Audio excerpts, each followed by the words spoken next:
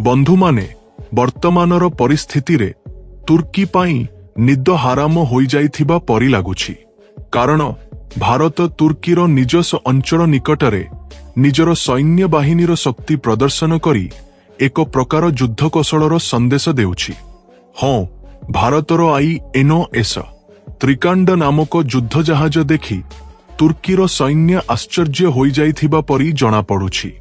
एहार प्रभावरे मेडिटेरानियन सागर रे सेमानंकर नियमित गस्त कार्यक्रम को मध्य अस्थायी भावे बदलाई देइछंती बोली किछि रिपोर्ट रे सूचना दिया जाइछि। एहिपरि साहसी पदक्षेप विदेशी देश माने तुर्की आगरे प्रदर्शन करिबा एहा प्रथम नुहे, किंतु एथर एहा अधिक युद्ध कौशलगत संपर्क रहिछि। एबे तुर्की निज अंचल रे ही किछि उद्वेगरे रहिथिबा जणा पडुछि। प्रकृतरे एही INOS त्रिकांड कोण, भारत काहीकि एपरि पदक्षेप नेउछि, तुर्की काहीकि भारतीय जहाजगुड़िकु फेरी जिबाकु कहुछि बोली किछि मीडिया रिपोर्ट रे कुहा जाउछि। आजि आमे एहाकु अधिक विस्तृत और स्पष्ट भावे जानिबा।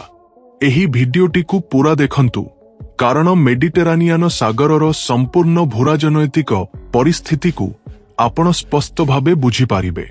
किंतु ता पूर्वरु एही भिडियोकु एक लाइक दियंतु और आम चैनल को सब्सक्राइब करंतु, जहा द्वारा एपरी आहुरी अनेक तथ्यबहुल भिडियो आपणंकु मिलिबो। वास्तवरे वर्तमान भारत और ग्रीस मध्यरे प्रतिरक्षा सहयोग को आहुरी मजबूत करिबा दिगरे एक बड़ युद्ध कौशलगत योजना चलीछि। प्रधानमंत्री नरेंद्र मोदी को ग्रीस गस्त परे दुई देश मध्यरे द्विपाक्षिक संपर्क द्रुत गति रे बढ़ुछि, विशेष करी प्रतिरक्षा और वाणिज्य क्षेत्र रे। एही समय रे ग्रीसर आमंत्रण रे भारत निजर युद्ध जहाज बाहिनी को मेडिटेरानियन सागर को पठाइछि। एही बाहिनी वर्तमान ग्रीसर नौसेना सहित प्रथम द्विपाक्षिक नौभ्यास बाइलाटेराल मारिटाइम एक्सरसाइज परिचालना करुछि, जहा सेप्टेम्बर रु तारीख पर्यंत सालरे अनुष्ठित होइछि। एथिरे भारतरु INOS त्रिकांड नामक तौल श्रेणीर गाइडेड मिसाइल स्टेलथ खरिगेत अंशग्रहण करिछि एवं ग्रीसरु HOS थेस्तोकल परी जहाज थिले। एही अभ्यास दुईटी पर्याय रे अनुष्ठित होइछि। प्रथम पर्याय हार्बर खेज सालामिस नघाटी रे सेप्टेम्बर रु तारीख पर्यंत एवं तृतीय पर्याय सी फेज सेप्टेम्बर रु तारीख पर्यंत माइर्ट्रन सागर रे। एही जहाजगुड़िक ग्रीसर नौसेना को तुर्की विरुद्ध रे प्रभावशाली युद्ध कौशल और युद्ध प्रजुक्ति शिखाउछि, विशेष करी surface warfare, air threat countermeasures एवं आंटी सबमेरिन रफेयर परी विषयगुड़िकरे ध्यान देई। सरल भावे कहिले भारत ग्रीसर नौसेना पाई एक प्रोफेशनल प्रशिक्षण शिविर परी व्यवस्था करुछि, जहा द्वारा सेमाने मेडिटेरानियन सागर रे तुर्की परी देशमानंकठारु आसुथिबा हुमकी को साहसरे मुकाबिला करि पारिबे। भिडियो रे आपण देखिबे भारतीय नौसेनार INOS त्रिकांड एवं ग्रीसर HOS जहाजगुड़िक तुर्कीर निकटवर्ती अंचल रे ही एही अभ्यास परिचालना करिछंती। भारतीय नौसेना एही समय रे अनेक फोटो और वीडियो प्रकाश करिछि, जहा दर्शाउछि जे ग्रीसर नौसेना कौनसी भय न थाई पूर्ण आत्मविश्वास रे प्रशिक्षण नेउछि। एहा पूर्वरु ग्रीसर जहाजगुड़िक जेतेबेले मेडिटेरानियन सागर रे गस्त पाई बाहरु थिले, तुर्कीर नौसेना सेगुड़िकु अटकाउथिला किंबा भय देखाउथिला, केतेबेले तर क्यानन द्वारा आक्रमण करी क्षति करुथिला। अर्थात तुर्की दक्षिण चीन सागर रे चीन जेपरी जापान और फिलिपाइन्स सहित करुछि, सेही परी हुमकी देखाउछि, काहाकु मध्य निजर प्रभाव अंचल को प्रवेश करिबाकु देउनाही। किंतु वास्तव कोन, मेडिटेरानियन सागर उपरे तुर्कीर पूर्ण नियंत्रण नाही। एहा आंतर्जातिक समुद्र मार्ग और सीमा सहित जड़ित एक विषय। तेणु INOS त्रिकांड ग्रीसर समुद्र अंचल को आसिबा परे तुर्की किछि मीडिया चैनल रे ବିରୋଧ ପ୍ରକାଶ କରିଥିବା ରିପୋର୍ଟ ରହିଛି ଏବଂ ଭାରତୀୟ ଜାହାଜଗୁଡ଼ିକୁ ଫେରିଯିବାକୁ କହିଥିବା ବୋଲି କିଛି ୟୁଟ୍ୟୁବ ଭିଡିଓରେ ସୂଚନା ଦିଆଯାଇଛି। କିନ୍ତୁ ଭାରତ ସ୍ପଷ୍ଟ ଭାବେ କହିଛି ଅଭ୍ୟାସ ଶେଷ ନହେବା ପର୍ଯ୍ୟନ୍ତ ଜାହାଜଗୁଡ଼ିକ ଫେରିବେ ନାହିଁ, କାରଣ ସେଗୁଡ଼ିକ ଗ୍ରୀସର ସମୁଦ୍ର ସୀମା ମଧ୍ୟରେ ରହିଛି ଏବଂ ଆନ୍ତର୍ଜାତିକ ନିୟମ ଅନୁଯାୟୀ ଏହା ବୈଧ। ତୁର୍କୀ ପାଇଁ ଏହି ବିଷୟଟି ବୁଝିବା କଷ୍ଟକର ହେଉଥିବା ଜଣାପଡ଼ୁଛି, କିନ୍ତୁ ଏଯାଏ ତୁର୍କୀର ନୌସେନା ଭାରତୀୟ ଜାହାଜ ପାଖକୁ ଆସିବାକୁ ସାହସ କରିନାହିଁ, କାରଣ ଆନ୍ତର୍ଜାତିକ ନିୟମ ଅନୁଯାୟୀ ଦୁଇ ଦେଶର ଅଭ୍ୟାସରେ ତୃତୀୟ ଦେଶ ବାଧା ଦେଲେ ତାହା ଶତ୍ରୁତାପୂର୍ଣ୍ଣ କାର୍ଯ୍ୟ ଭାବେ ଗଣାଯାଇପାରେ ଏବଂ ଭାରତୀୟ ନୌସେନା ସିଧାସଳଖ ପ୍ରତିକ୍ରିୟା ଦେଇପାରେ। ଏହାଛଡ଼ା ଏହି ସମୟରେ ଗ୍ରୀସ ପାଇଁ ଭାରତୀୟ ନୌସେନାର ସାହାଯ୍ୟ ବହୁତ ଗୁରୁତ୍ୱପୂର୍ଣ୍ଣ।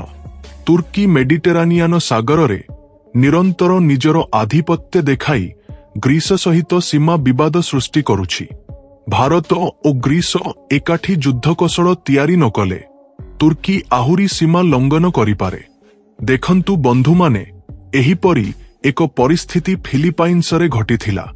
ଦକ୍ଷିଣ ଚୀନ ସାଗରରେ ଚୀନ ନିଜର ଶକ୍ତି ଦେଖାଉଥିବା ବେଳେ ଆମେରିକା ଓ ଜାପାନ ଏକାଠି ସେଠାରେ ସେନାକୁ ସମର୍ଥନ ଦେଇଥିଲେ।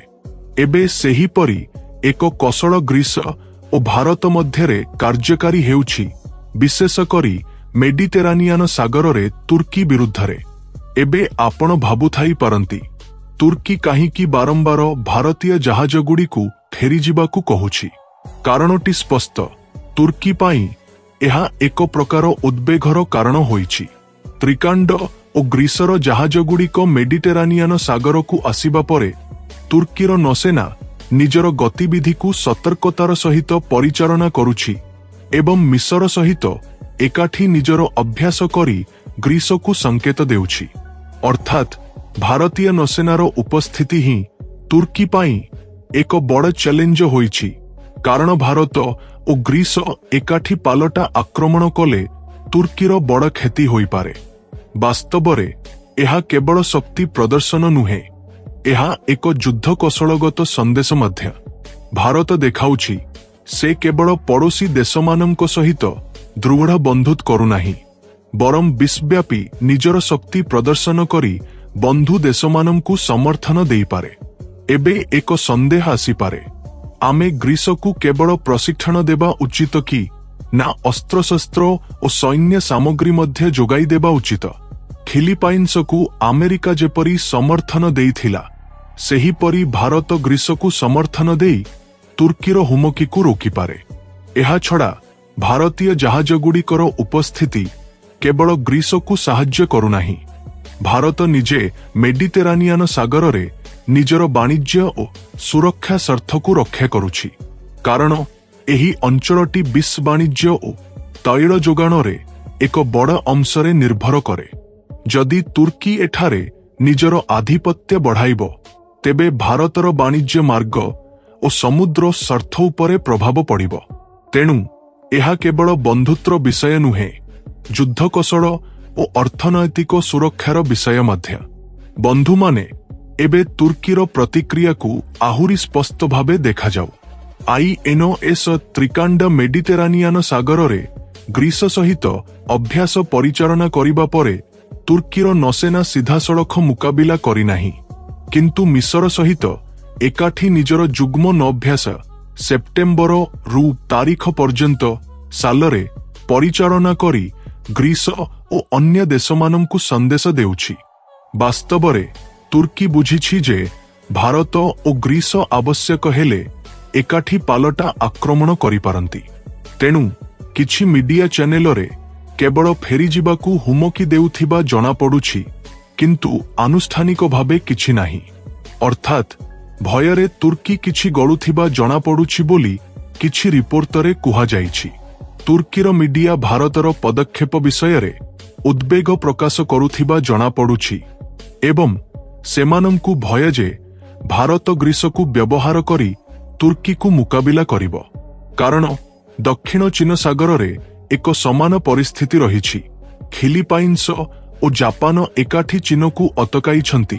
ଠିକ ସେହିପରି एबे भारत और ग्रीस तुर्की आगरे दृढ़ भावे ठिया होइछंती। बंधु माने एहाकू केवल एक नअभ्यास बोली भाबंतु नाही, एहा एक युद्ध कौशलगत संदेश। भारत एबे विश्वमंचरे निजर शक्ति प्रदर्शन करुछि। भारत देखाइछि आमे केवल पड़ोसी देशमानंकु साहाय्य करुनाहु, विश्वव्यापी समुद्र मार्ग और वाणिज्य स्वार्थर सुरक्षा को मध्य निश्चित करुछु। ग्रीस सहित एकाठी भारतीय नौसेना प्रमाण करुछि जे मेडिटेरानियन सागर रे तुर्की एकाकी आधिपत्य विस्तार करिपारिबो नाही। एबे एक संदेह आसीपारे, साधारण नागरिकंको पाई एहार अर्थ कोन? अर्थ हेउछि भारत युद्ध कौशल और शक्ति सहित कार्य करुछि, केवल प्रदर्शन नुहे, प्रत्येक पादरे प्रस्तुति और सुरक्षा निश्चित करुछि।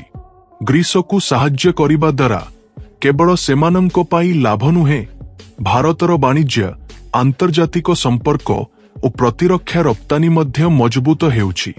बंधु माने एहा हेउछि समय जेतेबेले आमे बुझिबा दरकार जे भारत एबे आउ केवल आंचलिक शक्ति नुहे, एक विश्वव्यापी युद्ध कौशलगत खेलाड़ी मध्य। बंधु माने आपणंकु केमिति लागुछि? आमे ग्रीस को केवल प्रशिक्षण देबा उचित कि ना अस्त्रशस्त्र और सैन्य सामग्री मध्य जोगाई देबा उचित, जहा द्वारा तुर्की परी हुमकी को आहुरी दृढ़ भावे रोकी पारिबा? कमेंटरे आपणंको मत निश्चित भावे जनांतु, कारण एहा करिबा द्वारा प्रथमे भारत तुर्की को युद्ध कौशलगत भावे मुकाबिला करिबो, द्वितीयत भारतीय प्रतिरक्षा सामग्रीर चाहिदा और रप्तानी बढ़िबो, जहा भारतर अर्थनीति को आहुरी बुस्त करिबो। एही वीडियो को एक लाइक दियंतु और आपणंको बंधु मानंको सहित शेयर करंतु, जहा द्वारा सेमानंकु मध्य एही सूचना मिलिबो। एपरी आहुरी अनेक ज्ञानबहुल वीडियो देखिबा पाई आम चैनल को सब्सक्राइब करंतु और बेल आइकन को ऑल सिलेक्ट करंतु। जय श्री राम।